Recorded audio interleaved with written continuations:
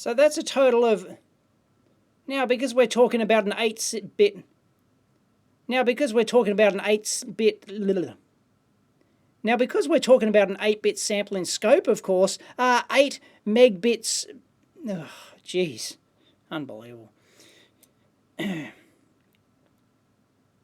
Now, because we're talking about 64 megbits total and we've got an 8-bit ADC on this thing, so we got a basic total of 8...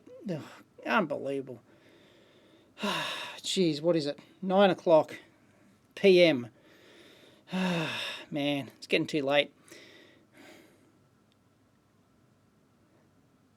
So with 64 megbits total, of course, we've got an 8-bit ADC on this thing. So we're talking about 8 meg samples total per chip. Now we've got 2 chips per channel, so that's a total of 16 meg samples per channel. So that's actually more than this thing is spec'd. This thing is only spec'd to have 2.5 or up to 2.5 meg samples per channel. Of course, when you interleave them, they give you the banner spec of 5 meg samples per channel, but that's like a single channel, only 2.5 meg samples. Why have we got all the extra? Well, it's because of the replay feature in this thing, the continuous replay feature. If you watch my review of this thing, you can see the really nice replay feature. It's always on. It's always storing all the previous waveforms before the trigger event. So when you hit stop, then you can automatically go through and replay them. It's always doing that. So it needs much bigger memory to actually do all that replay mode. And it needs the multi-bank configuration DRAM like this